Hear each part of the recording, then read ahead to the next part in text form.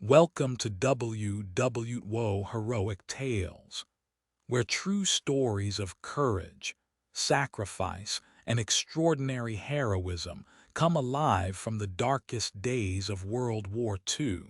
Join us as we uncover the untold moments that shaped history. The winter of 1943. High above the frozen heart of the Third Reich, a brutal war of attrition is being waged.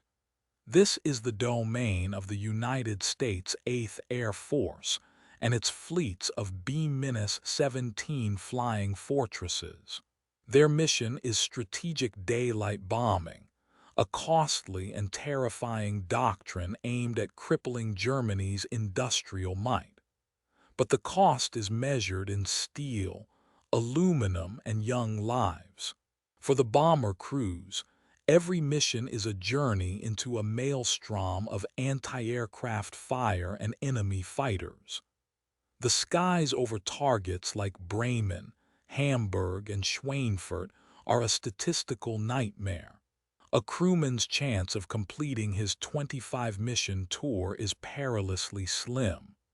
The air is thin and freezing, the bombers are unpressurized, and the enemy is relentless. In response, the German Luftwaffe has honed its defense of the Reich, or Reichsverteidigung, into a fearsome weapon. Skilled and battle-hardened pilots fly advanced interceptors like the Focke-Wulf 190 and the Messerschmitt Bf 109.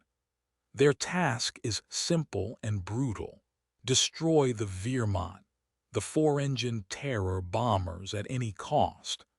This is a battle with no quarter asked and none given. Pilots on both sides operate under immense pressure, where survival is measured in seconds and victory in flaming wreckage falling from the sky. The rules of engagement are unwritten but absolute. A crippled straggler, separated from the protective firepower of the bomber box formation, is a dead man flying. It is in this unforgiving crucible of aerial warfare, on December 20th, 1943, that our story begins. A day that would see two pilots from opposing nations locked in a struggle that would transcend the hatred of war itself. On the ground at a German airfield, Oberleutnant Franz Stigler prepares for the inevitable. A veteran of the punishing campaigns in North Africa and Sicily, Stigler is no novice. With 27 confirmed victories, he is a Luftwaffe ace, a Jagdflieger of lethal skill. He is also just one kill away from earning the Ritter Kreuz, the Knight's Cross of the Iron Cross, one of Germany's highest and most coveted military honors. His machine is the legendary Messerschmitt Bf 109 G-6, a pinnacle of German fighter design.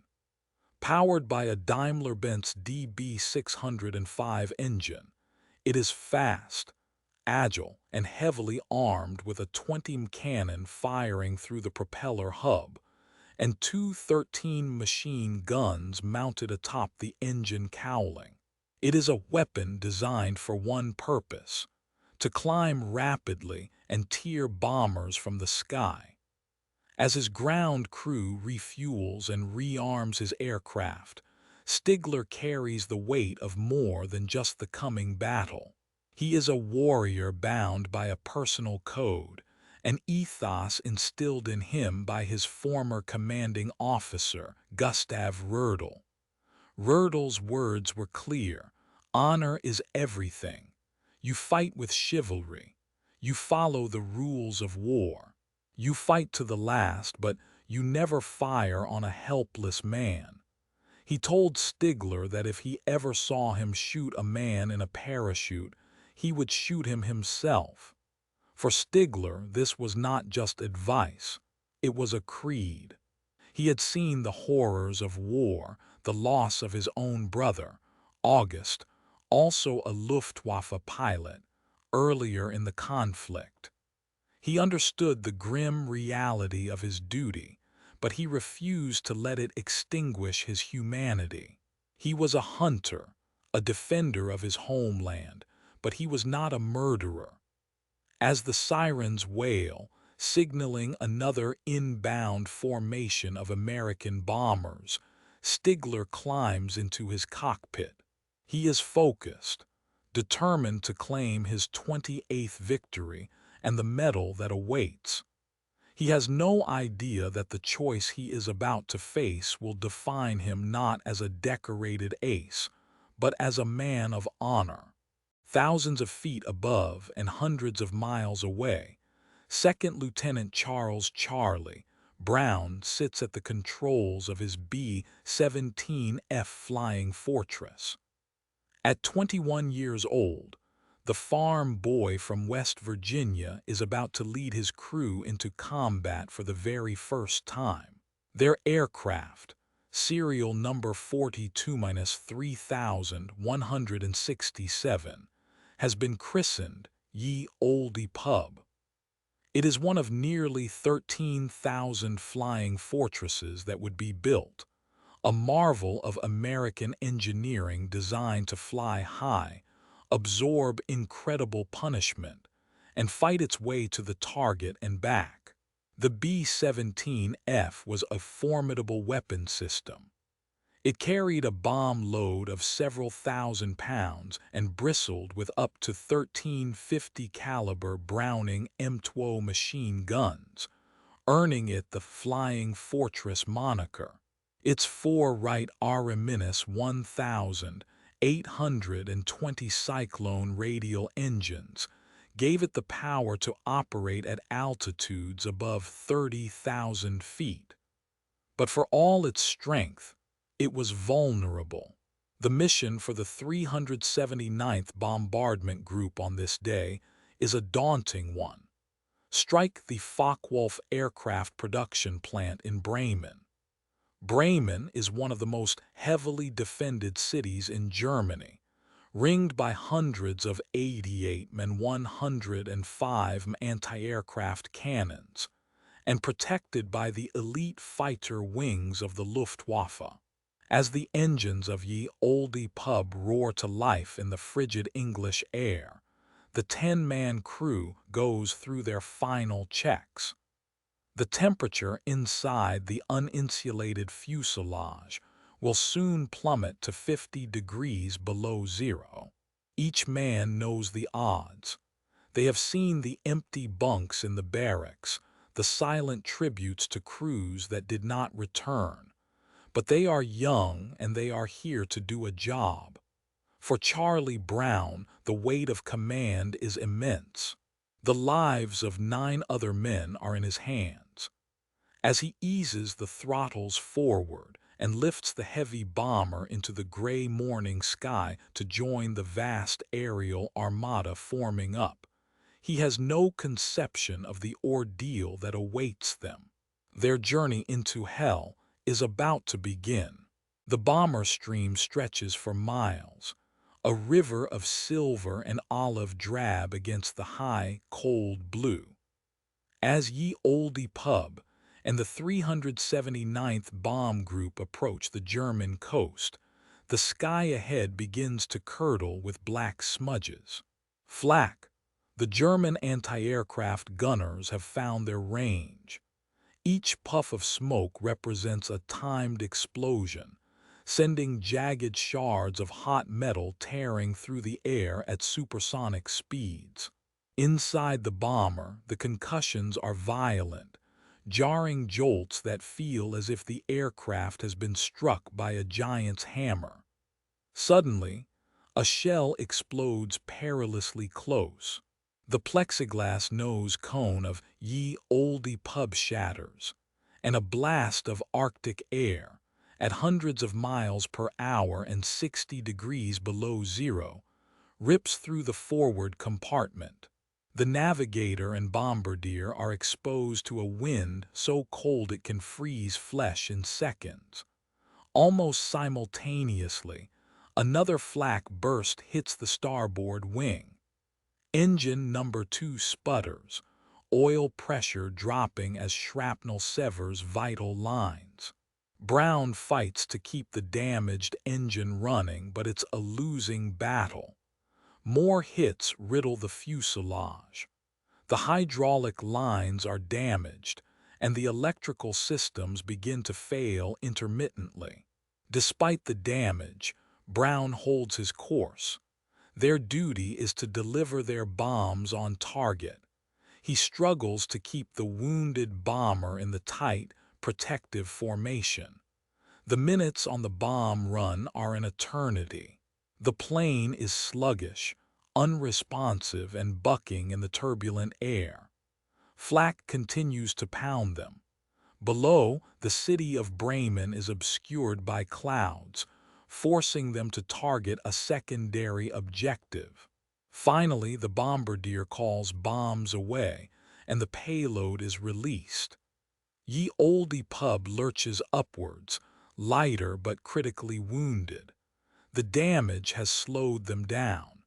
As the main formation turns for home, Brown's aircraft cannot keep pace. It begins to fall behind, becoming a lone straggler. In the skies of 1943, a straggler was a death sentence. The wolves were about to descend. Separated from the collective firepower of the bomber box, Ye Olde pub was naked and exposed. Within minutes, the Luftwaffe was on them. A coordinated attack by more than a dozen German fighters, a mix of Bf-109s and FW-190s, swarmed the crippled bomber. They came in from all directions, cannons and machine guns blazing. The American gunners, freezing and fighting malfunctioning weapons, returned fire as best they could, but the onslaught was overwhelming. A pass from the rear brought utter devastation. Cannon shells ripped into the tail section, obliterating the station of Staff Sergeant Hugh Eckenrode. The tail gunner was killed instantly, his body gruesomely torn apart. The bomber's defensive stinger was gone. Another attack from the starboard side hammered the wing. Engine number 4, already damaged, burst into flames. Brown desperately hit the fire extinguisher, but the engine was dead. The fire went out, but now he was flying on only 2 of his 4 engines, both on the same wing. The aircraft yawed violently, a barely controllable beast. The hydraulic system, already leaking, failed completely. The landing gear threatened to drop, and the bomb bay doors hung partially open, creating massive drag. Inside the fuselage, it was chaos. The radio operator was wounded. The ball turret gunner's oxygen supply was cut. The waist gunners fought with guns that were freezing solid. A 20 cannon shell exploded in the cockpit, wounding Brown in the shoulder and knocking him unconscious for a moment. Shrapnel peppered the instrument panel, destroying vital gauges. Of the 11 machine guns on board, only the top turret and 1 forward-firing nose gun were still operational. The oxygen system was in tatters, the intercom was dead, and the electrical systems were fried. Ye Olde pub was no longer a flying fortress. It was a flying coffin, a sieve of torn aluminum and shattered glass, riddled with hundreds of bullet and cannon holes, its crew dead or wounded, plummeting through the hostile German sky. With only 2 engines functioning on the left wing and catastrophic damage to its control surfaces, the laws of aerodynamics began to assert their cruel authority. Ye Olde pub lost all semblance of stable flight. The bomber's nose dropped, and it entered a terrifying, uncontrolled spiral. From an altitude of nearly 5 miles, the Earth rushed up to meet them. The G-forces were immense, pinning the crew to their stations, draining the blood from their heads. Charlie Brown, dazed from his injuries and oxygen deprivation, fought the controls with superhuman strength. The control yoke was useless. The cables to the rudder and elevators were likely severed. He tried to use differential power from the 2 remaining engines to break the spin, but the bomber was a dead weight, spinning faster and faster. He briefly lost consciousness, the gray veil of a G-force-induced blackout descending over his vision. It seemed this was the end.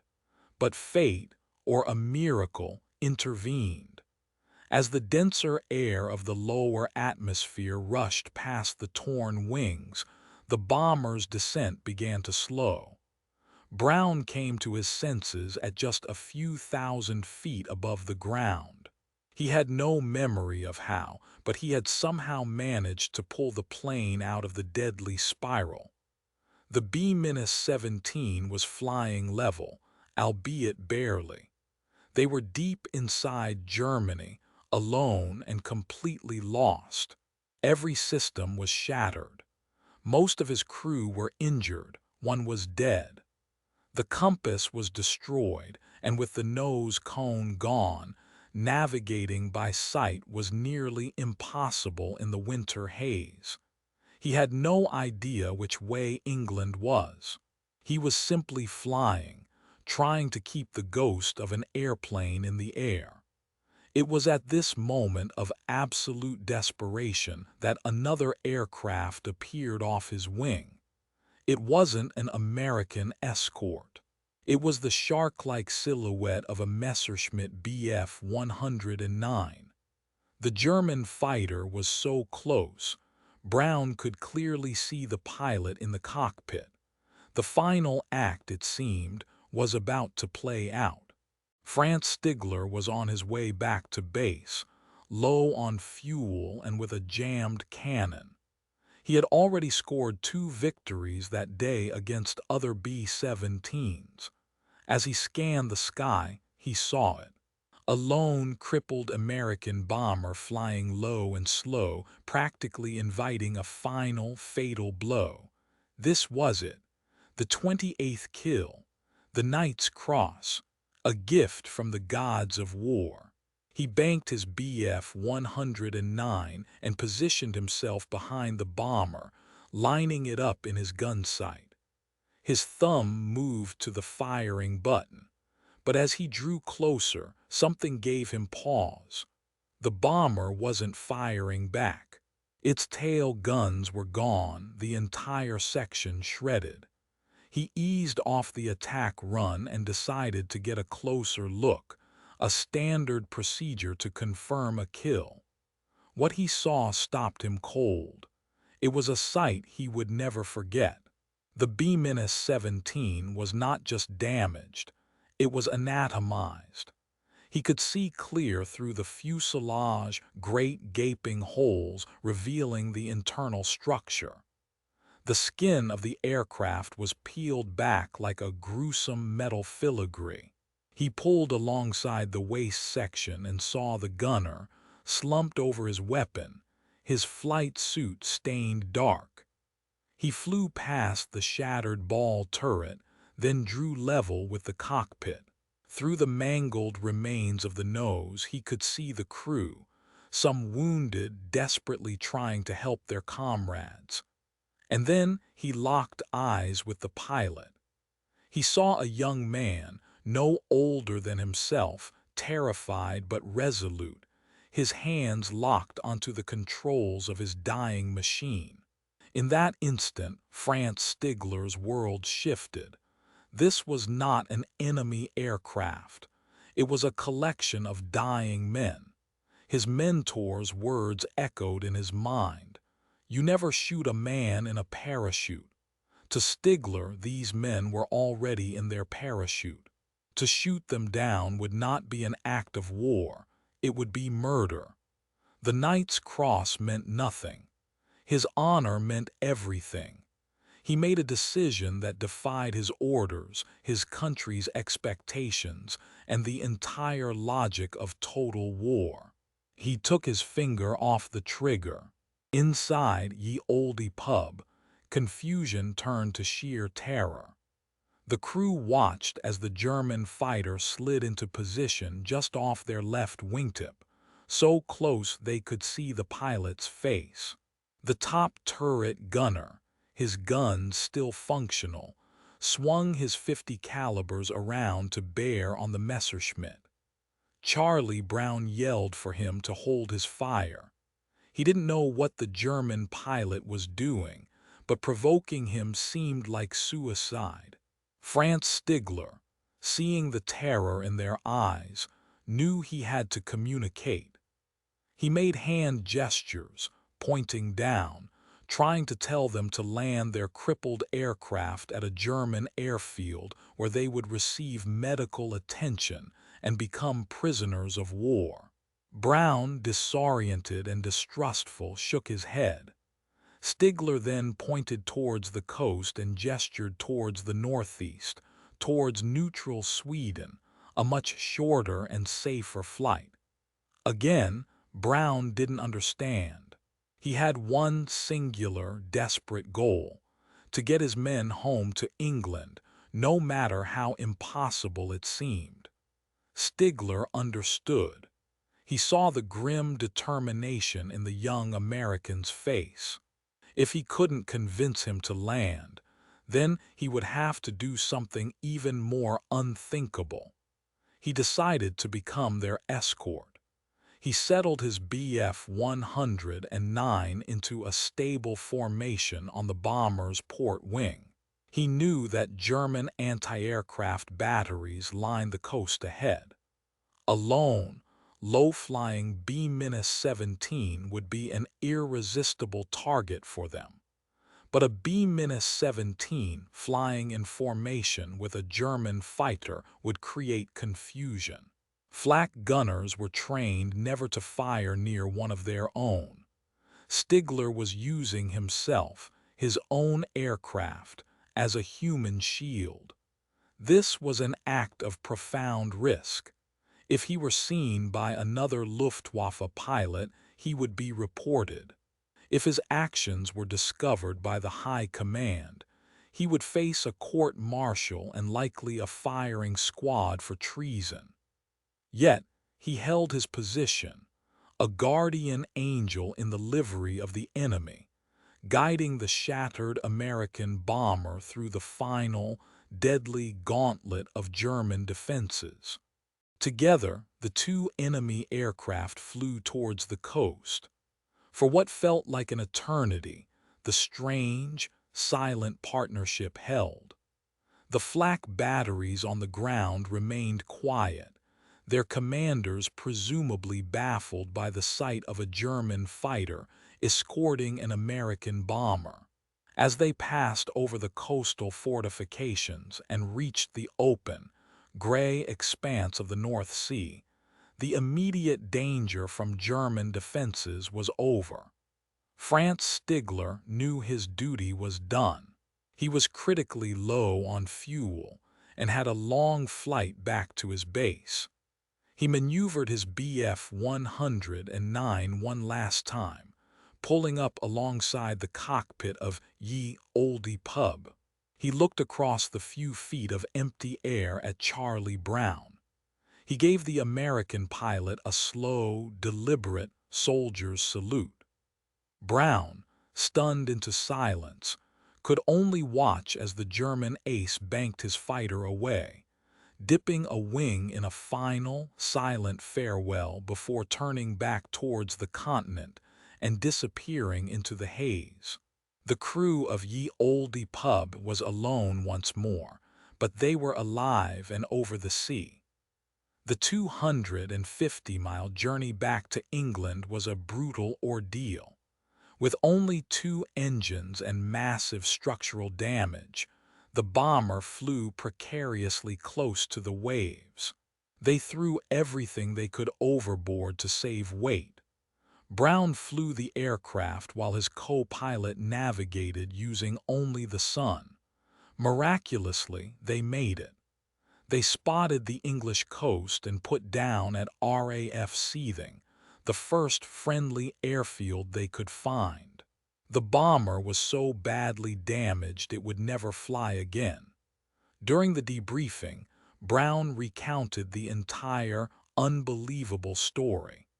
The intelligence officer, fearing that such a story could create positive sentiment about the enemy, ordered him and his crew to silence. The incident was classified. Charlie Brown was told not to speak of it again. For the world, the story ended there, a classified secret buried in the archives of war. The war ended. Charlie Brown went on to a long and distinguished career in the U.S. Air Force, but he never forgot the German pilot. The memory of that salute over the North Sea haunted him. Who was this man? Why had he spared them? For decades, Brown carried this question, often speaking at military reunions about his guardian angel. In the late 1980s, now retired, he decided he had to find him. He placed advertisements in newsletters for former Luftwaffe pilots, retelling the story and asking if anyone knew the pilot of that Bf-109. Meanwhile, Franz Stigler had immigrated to Canada in 1953. He left his past as a fighter ace behind, becoming a successful businessman in Vancouver. He never spoke of the incident. In the bitter post-war climate, saving an enemy crew could easily be misconstrued as treason. He feared the judgment of his former comrades. For nearly 40 years, the story remained his silent secret. Then, in 1990, a fellow ex-Luftwaffe pilot in Canada sent him a copy of the newsletter containing Brown's query. Stigler read the account, and the memories of that cold December day flooded back. He wrote a letter back. He stated simply that he was the one. A phone call was arranged. When Brown picked up the phone, Stigler asked, "Were you in a B-17 that was shot up over Bremen?" Brown confirmed. Stigler continued, describing the salute, the gestures to land, details only the two of them could know. Brown broke down in tears. Later that year, they met in Seattle. It was an emotional reunion, two old warriors finally closing a chapter of their lives. They pieced together the events, sharing their perspectives. Stigler explained his code of honor. Brown finally had his answer. From that day on, they were not former enemies. They were brothers. They would spend years fishing together, visiting each other's families. Their bond a powerful testament to the idea that honor and humanity can triumph even in the midst of the most brutal conflict. Their story, finally made public through the book, A Higher Call, became a lasting legacy of compassion that continues to inspire people around the world. Thank you for joining WW2 Heroic Tales. Through the stories of brave souls from World War II, we honor their memory and keep their legacy alive for history and generations to come.